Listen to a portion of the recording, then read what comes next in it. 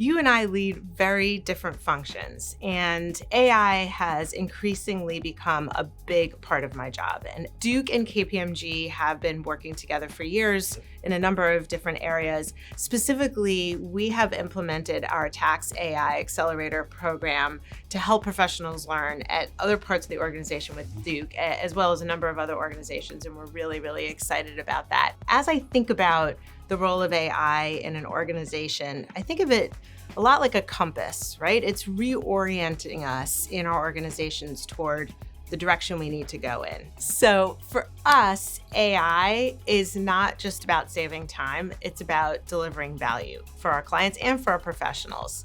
How do you see AI playing out in your organization? You know, it's interesting. When I go to hire people today, it's so much different than it was 15 years ago, where I had to convince people that utilities were cool, because they are cool now Right. and very relevant.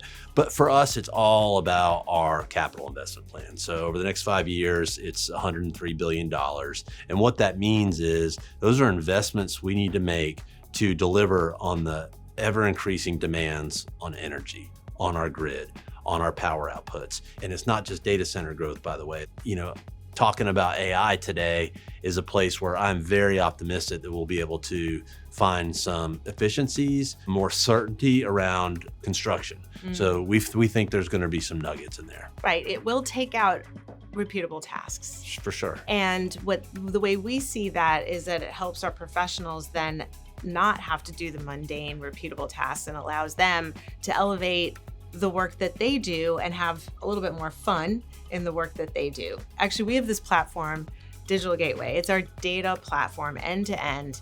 And what it allows us to do is connect dots for our clients to create value, right? So maybe you could talk a little bit about some examples there where your professionals are creating value for the organization.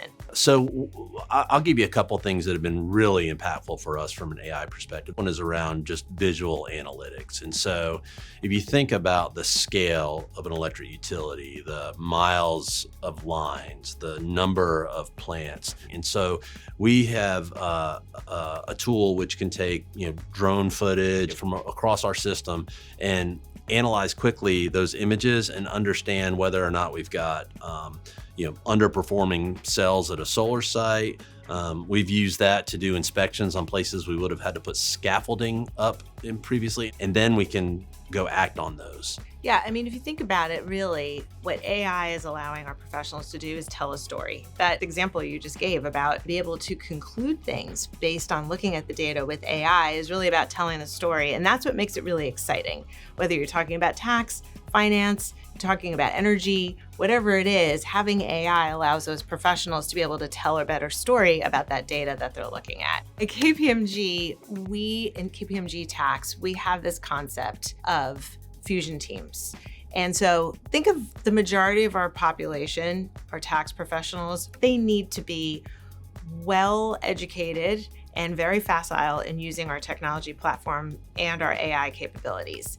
And we're going to accelerate a number of them into another kind of capability. Some are going to be builders and some are going to be makers, which really creates a fusion between our tax domain professionals and our technology experts. We're starting to fuse them together, and we're creating fusion teams and allowing some of our professionals to have access to vibe coding. Richard, it's a brave new world now. Who would have thought that tax professionals would be involved in vibe coding, right? The whole juxtaposition of that, I know, is making you smile. That's a really good point, because if you think about it, as we start to compete for that talent, the companies that are making that technology accessible to their workers are going to win the talent, because this next generation doesn't want to fill out a form to get something they want. So Richard, as you look at the future of an organization, who's really going to come out ahead? What do you think is going to differentiate organizations from truly moving ahead to those who are just trying things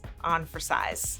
Yeah, there's so many things. I think just leadership comes to the top of the list. To really win, what you need is those same leaders working together across organizational boundaries, because the true value is going to come not when you do, a single unit of value delivery here and a single unit of value delivery here, but when you string that together and get the 1 + 1 = 3.